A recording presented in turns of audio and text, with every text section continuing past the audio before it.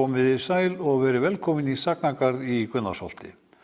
Að þessu sinni ætlunin að heimsækja Ásgeir Árnason en hann bóndi í Stórumörk. Stórumörk stendur við norðanverk Eyjafjalla og síðasti bærinn sem ekki framhjá leiðinni inn í Þórsmörk. Í Stórumörk búi stórbúi með kýr, kindur og ferðamenn. Ég hitti Ásgeir bónda fyrir stuttu og ég spurði hann í upphafi hvort áhugi á landgræðslu hefði ekki alltaf verið til staðar í nágrenninu og hafði það sjálfsögðu í huga Njál og Bergþórshvoli sem var fyrstur manna skarn á tún. En þetta spurningin áhuga heimamanna, áhuga bænda á landgræðslu. Jú, hann hefur raun og verið til staðar alla tíð, menn hafa bara ekki haft tækifæri eða getu til þess að hafa peninga eða fræjað ábyrgð til þess að fara af stað, en menn hafði alltaf áhuga að græða upp landið sitt til þess að auka grasið fyrir skepnurnar sem þeir höfðu. Og þið fóruð af stað fyrir alvöru ekki satt eftir þjóðargjöfuna miklu? Jú, þá var byrjað hérna strax. Man eftir að Sveinn í Gunnarsholti kom hérna og fylgdi úr grasi að jarðýtu sem var á vegum landgræðslunnar, lítil jarðýta, og hún ýtti niður töluvert mikið að rofum hérna strax líklega 1975, fyrsta árið eftir að var farið að veita pening úr þessari þjóðargjöf. Og síðan höfum við verið að sá og græða upp rofabarð hérna í kringum bæina. Já. Hafið þið einbeitt ykkur að þeim eða líka moldum og stórum svæðum þar ekki? Já, svo þegar þessi rofabarð hafa mestuleyti verið uppgrædda, þá höfum við farið út í að rækta upp það sem við höfum fengið land sem losnað undan markafljótinu, sem aurar og svo ýmislegt svona ófrjósam landblettir í kringum jörðina til þess að auka grastekjurnar náttúrulega. Já. Þannig að það hefur allatíð verið mikill áhugi hér að sá landið grói upp og öllum bæjanum hér á Merkurbæjanum. Það hefur þetta verið viðvarandi núna í talsvert langan tíma. Og ykkar hagur að því hver? Já, fyrst og fremst auka grasið sem að skepnurnar hafa að bæta afurðirnar hjá fénu, og svo hefur náttúrulega líka bara fegurðaraukinn, hann svo óskaplega mikill. Já. Að vita að þessu landi ekki vera æpandi á mann, því að ég get sagt til sögu því að ég fór á þjóðhátíð 1974 hérna upp í Fljótshlíð, þá nýútskrifaður búfræðingur og horfði yfir á æskuheimili mitt og ég sá ekkert rofabarð því ég horfði yfir Markafljótið. Það blasti við allar hlíðarnar á móti norðri og þær voru hér norðan í móti í Stórumark og þær voru allar þaktar rofabarðum. En ef þú stæðir á sama stað núna og horfir yfir þetta sama svæði þá sé ég, það er varla ég sjá rofabarð. Það eru smá blettir sem eftir að græða sem bara mjög erfitt út af því að þeir eru svo brött. Það er bara smá blettir. Þið eru að vinna líka á fleiri jörðum. Þið keyptuð ekki satt Miðmörk og Jú, þar var búin að vera í gangi bændugræða landið verkefnið á rofabarðin sem eru mjög æpandi þar, rétt bara við bæjardyrnar. Og það var búin að gera stór átök og við tókum við því, við keyptum jörðin og höldum áfram og erum að sá og bera á rofabarðina. Við ætlum að reyna að klára það í sumar að þau rofabarð sem blasa við mót okkur. Við ætlum aðeins að bregða okkur með Ásgeir upp í svokallaða Miðmarkarbrekku. En hann segir að ef hann líti á landið núna og beri það saman við það sem var, þá sé ljóst að landið hafi tekið stakkarskiptum. Hérna sjáum við svokallaða Miðmarkarbrekkur sem var búið að vera að græða upp í nokkur ár. Og við tókum við á síðasta eða fyrir 2 árum og þarna sumt að þessu nánast fullgróið en annað ófarið í og við ætlum að halda áfram næstu árin að klára að loka. Þannig að þessar brekkur verði allar fullgrónar þegar að þetta örfá ár. En þetta mjög erfitt að græða upp út af því að þegar að moldin svona brött og blaut eða frostlifting á veturinn og síðan aftur rigningasamt á sumrin eða of þurrt, að þá mjög erfitt að græða þetta upp, en með þolinmæði það sýnir sig að bóndinn sem var hérna, hún tókst alveg að fullgræða upp rofin þar sem hann var að taka fyrir. Þannig að það í raun og veru ótrúlega lítið eftir af þeim sem voru hérna fyrir ekki svo mörgum árum síðan. Og þá við sjáum það að hvað gróðurinn eykst á svæðinu, heildargróðurinn við það að græða þetta upp, því þetta er raun og veru bara mold sem vantar binding og frjósemi. Þannig ef þú horfir 50 ára aftur í tímann á þetta svæði, þá er þetta gjörbreyting. Algjör breyting og meira segja þó það sé 20 ár, þá er þetta samt algjör breyting, algjör, því að hér var í raun og veru bara undanhald, gróðurinn var að hörfa eða rófabörðin voru að stækka. Þannig að með tímanum þá hefði vatn og vindur sorfið þetta allt burt, ef ekki verið stoppað með því að fara að græða upp rófabörðin. Og aftur förum við í vélageymsluna, en næst ætla ég að spyrja Ásgeir Ögn skógrækt.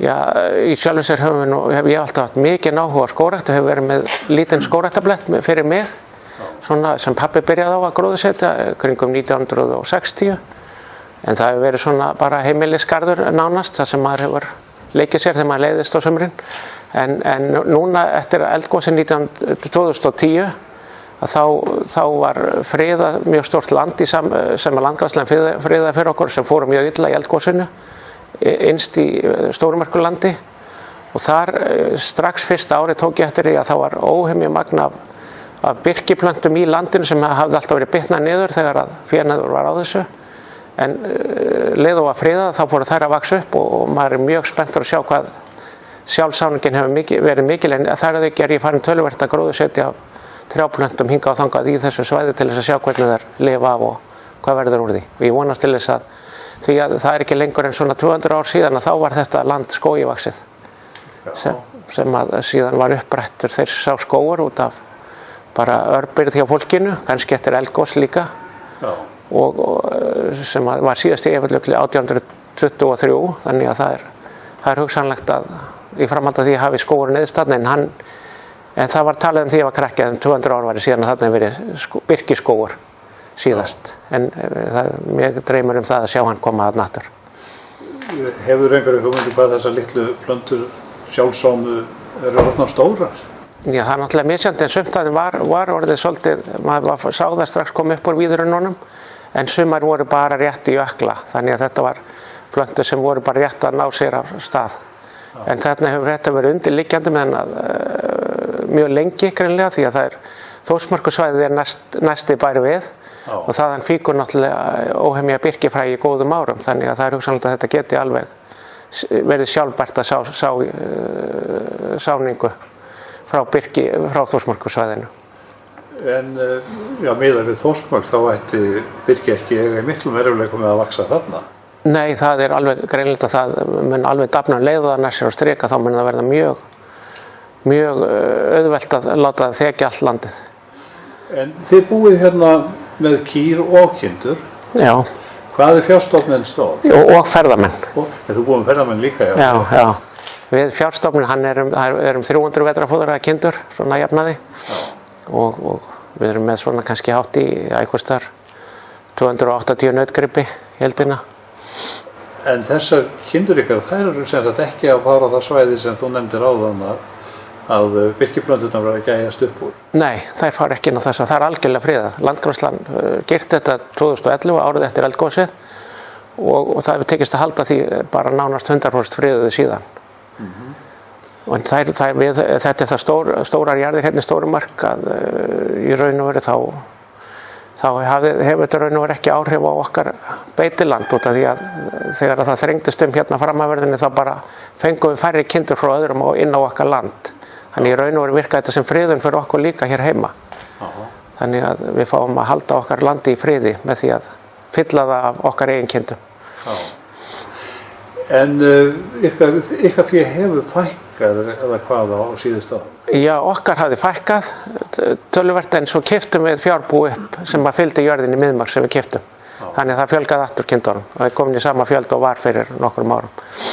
En hvernig fer nú saman sauðfjárbúskapur og landgræðsla og skógrækt? Skógrækt og sauðfjárbúskapur fer nú ekki vel saman. Það eiginlega gengur nú ekki til að byrja með, en allt í lagi þegar trén eru orðin stór. Þá er allt í lagi að lofa kindunum verið innan trén. En meðan þú ætti að sá og gróðursetja svolítið þá mega ekki kindur vera þar nálægt, því það er alla nýgræðing sem þær komast í. En landgræðsla fer ágætlega saman. Það er svo sem kannski tefur aðeins uppgræðsluna, en með tímanni þá bara, ef þú ert nógu þrjóskur að sá aftur og bera á, þá dafnar grasið í þessu, þó að kindurnar bíti það niður á sumrin. Og aftur það Miðmarkabrekkur. Við horfum yfir land sem að byrja var á að rækta upp fyrir 40 árum síðan. Landið að vera algróið og það alveg með ólíkindum hvað hægt að gera. Jú, þegar sannleikurinn ennur sá mannsævin alltaf stutt.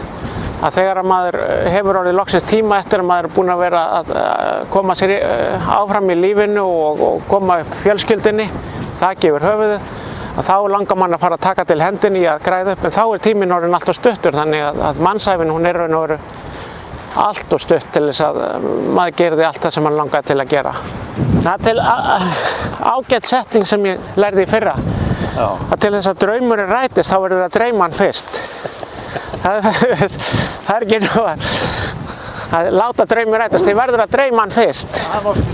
Hér sjáum við Miðmark fyrst, bærinn sem að við erum nýbúin að eignast, og svo lengra í fjarlægð sjáum við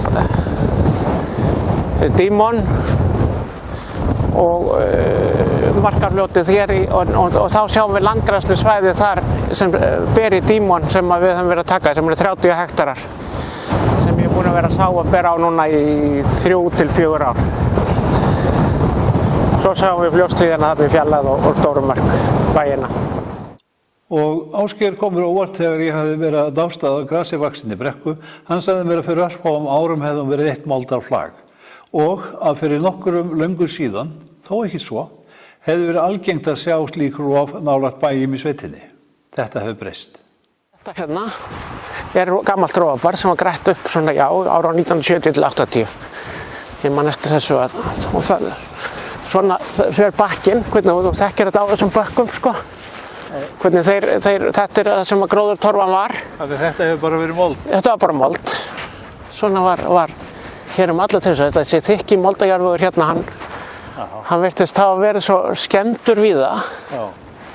Að þú sér þetta núna blasa við hér allstaðar, það sem er búið að græða upp bakka núna. Þetta er hérna lágin hafi líka verið bara mold? Já, þetta var bara mold. Alveg hreint. Þetta er alveg ólíkindum. Já, þetta er hægt. Þetta er allt hægt, já. Þú voru náttúrulega að trúa því að það sé hægt. Já. Það gerist ekkert. Og Ásgeir sagði mér að sjálfsögðu frá Markarfljóti. Ég spurði hann hvort það var ekki ákveðin hætta í því fólkin að hafa svona fljót rétt við bæjardyrnar þar sem það sleikti og nagaði úr landinu hans. Ekki þorað að rækta upp það sem að fljóti kemst að, en það hefur nú, í eðli sínu þá þvælist það allt svæði sem að ekki er búið að vera að setja varnargarða og það vill svo til þess að það væri hægt að brúa Markarfljótið og verja landið fyrir framan að þá þurfti að veita öllu fljótunni yfir á Stórumarkina. Og við höfum í raun og veru átt við það að glíma alla tíð síðan upp úr 1930 að fá Markarfljótið allt yfir á okkur. En við höfum verið að reyna svona að fá bakkavörn til þess að verja landið það sem er þó eftir ófarið í fljótið, þannig að og svo var settur eitt garður hérna fyrir neðan sem að ver talsvert svæði fyrir okkur, hérna fremst sem að var raun og veru gert til þess að verja Þjórsmörkuveginn en ekki fyrir okkur í raun og veru í upphafi. Nei, en þið njóttu góðs af. Við njóttum góðs af, já. En það mætti sér að halda áfram þessari braut að þínu mati? Já, það í sjálfu sér er engin ástæða til þess að lofa fljótinu vera að brjóta allavega ekki landið sem er gróið, það er engin ástæða til þess. En það hefur sýnt sig að eftir eldgosið 2010 og þá fundu þeir út að það mætti nú ekki þrengja á mikið af fljótinu því það þarf ákveðið svæði til þess bara að komast fram úr dalnum meðan að gusan er mest í byrjun. Þannig. Ég segi mér svona lokum bændur annars vegar á landgræðsla, hins vegar þetta áhugi bænda á landgræðslu hefur aukist eða ekki á liðnum árum? Jú, gríðarlega mikið. Og ég sé enga ástæðu til annars að hagsmunir landgræðslu og bænda fara alltaf saman. Það er því að þú rekur ekki bú með góðu móti þar sem þú þarft að beita land og ef það er ekkert gras á landinu, þannig að það segir sig sjálft að allt það gras sem þú getur náð upp úr landinu það nýtist hér til beitar. Þannig að árekstar þarna milli er bara barnaskapur, það sé ekki okkur til hagsbóta að rækta upp landið, það er það alltaf. Og allra náttúrulega að það sé gróið, það sé ekki auðnir og melar sem að ekki þrífst á. Það á ekki, við eigum ekki að sætta okkur við það bændur á Íslandi að hafa það þannig. Nú á tímum þegar komin í 21. öldin, þetta var kannski eðlilegt 1900 þegar að menn bókstaflega höfðu ekkert til þess bara nema að lifa af árið, en í dag þá á þetta ekki að sjást að við þurfum að vera að beita örfokaland. Það hlýtur að vera eitthvað sem við getum gert í því að hjálpa landinu til að gróa upp og nýta það eftir það. Segjum við þá í framhaldi af þessu, fara bændur hérna á þessu svæði í ferðir, uppgræðsluferðir, landgræðsluferðir á sumrin til þess að græða einhvern hluta á sínum úthöfum? Í raun og veru er það lítið skipulegt, nema ég veit að þeir sem eiga beitarétt og almenninga, þeir fara saman og sá þar að bera á, en öðru leyti held ég sé nú ekki því þetta eru heimalönd allt saman sem að menn eru að rækta upp hér heima og menn eru sjálfur sér að hugsa sína jörð, en meir er að því að fara hér upp og græða og sá í rof og bera á auðnir.